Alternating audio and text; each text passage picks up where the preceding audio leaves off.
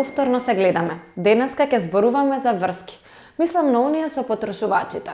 Односно, како да ги привлечете, да ги задржите и пораснете врските со потрошувачите. Како да не ви се случи ова? Би сакал да те прашам, Јована, дали ти сакаш да да се омажиш за мене?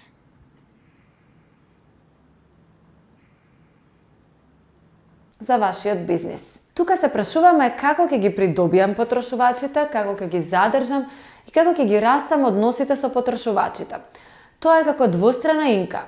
Како ќе ги придобиам, ќе ни даде одговор на тоа како ќе ги донесам на мојот сајт или во мојот продажен простор, или како ќе ги натарам да купат и како ќе ги активирам. Потоа, како ќе ги задржам. Овој дел одговара на прашањето како овие потрошувачи да не ги изгубиме по првиот контакт со производот.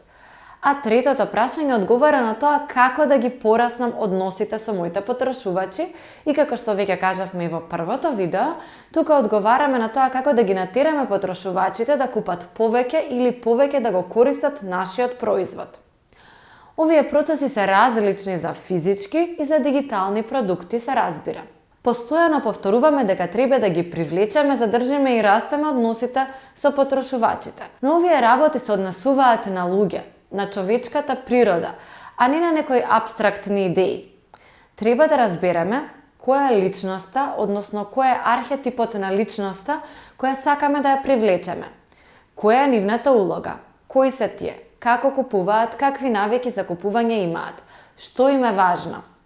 Ова не се однесува само за продажба кон потрошувачи, туку дури и кога им продавате на други компании, таму одлуките за купување имајте на ум дека ги носат луѓе, човечки битија кои имаат одреден процес на купување. Па од тука треба да разбереме која придобивка ја имаат од купувањето и кои болки им ги намалуваме. Односно, какви проблеми им решаваме и какви потреби им задоволуваме со нашиот производ или услуга. Најголемиот дел од компаниите им продаваат на повеќе типови на архетип, но тоа повеќе значи 2, 3 или 5 типови на потрошувачи.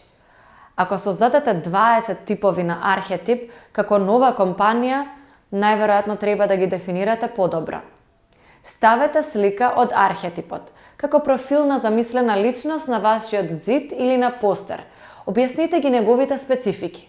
Тој постер поставите го во просторијата каде се гради производот, гледајте го за да имате постојано идеја за кого градите продукт, односно да не се изгубите во својата визија. Например, ова е Давид. Тој е млад, успешен, сака да живее во урбани средини, или можеби Силвана, средновечна жена, мајка на веќе возрастни деца, која живее во предградие на Скопје. Или можеби е некој во Индија или Кина, не е важно. Треба да имате мислење кое ќе го базирате потоа на факти, кое ви помага да имате на ум за кои луѓе создавате и кои луѓе треба да ги привлечете. Секако не можеме доволно да повторуваме. Вашите стереотипи за одреден тип на потрошувач не се факти. Фактите може да ги дознаете само зборувајќи со вистински луѓе. Целта е да откриете кои се луѓето кои би биле најверни први потрошувачи во почетната фаза на вашата компанија. Потоа, треба да разберете како да ги внесете во онаа инка за која зборувавме. Како да ги заинтересирам за мојот производ. Прашањето е како да го зграпчам нивното внимание. Треба да создадам побарувачка, односно да ги натерам да се заинтересираат за мојот производ и истиот да го купат или да почнат да го користат. Има два генерални начини на кои тоа може да се направи. Првиот начин е преку платени активности за привлекување потрошувачи. Тоа значи дека некому ќе му платам за да го добијам вниманието на мојот потрошувач, на некоја маркетинг или пиар агенција, на влијателни личности и слично. Можеби тоа ќе го направите преку платени промотивни активности, реклами на социјални медиуми или на телевизија, банери, билборди или нешто друго. Рекламирањето не се прави на случајна или рандом основа, туку целта е да се поврзе она што го знаеме за нашите потрошувачи со местата каде се рекламираме. Следни се промотивните саеми, а во последно време и вебинари кои можат да ни ги привлечат нашите потенцијални потрошувачи. Може би ќе пратите мејл, флаери преку пошта, ќе објавите кампања на Google или друга платформа, може би хостеси ќе делат примероци во дискотека или може би мали гулаби ќе пренесат пораката од вашиот прозор до потрошувачите. Ама ја разбирате пораката која сакаме да ја пренесеме. Било кој што може да го платите и да ја пренесе вашата порака до потрошувачите. Сега, за разлика од платените начини на привлекување на потрошувачи, постојат и така наречените заработени начини на привлекување. Дел од нив се организирање на некакви трибини или панели, може би гостување на панели организирани од други, пресконференции или објави на статии во некои истакнати весници, како и растање на големи мрежи на следбеници на социјалните мрежи на кои понатаму може да им продавате. Може би пак имате TikTok профил кој што има многу потенцијални потрошувачи кои го следат, или некој од вашите вработени може да објавува информации за продуктот на неговиот LinkedIn профил. Како и да е, овде не плаќате, туку сте направиле поголем напор за да придобиете одредена публика и наистина да може да ја продавате.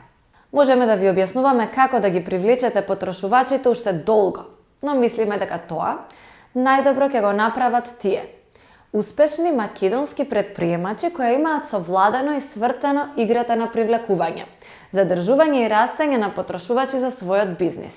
Ајде да ги слушнеме. Јас ви кажувам, значи не е важно дали телефонот вас ќе ви звони после 4 сатот или у 12 ноќе ако некој има проблем. Треба да се јавите, да објасните и да кажете така се задржува само купец. Светот на Биби е бренд и проект кој што континуирано се гради и расте, односно во континуитет има активности.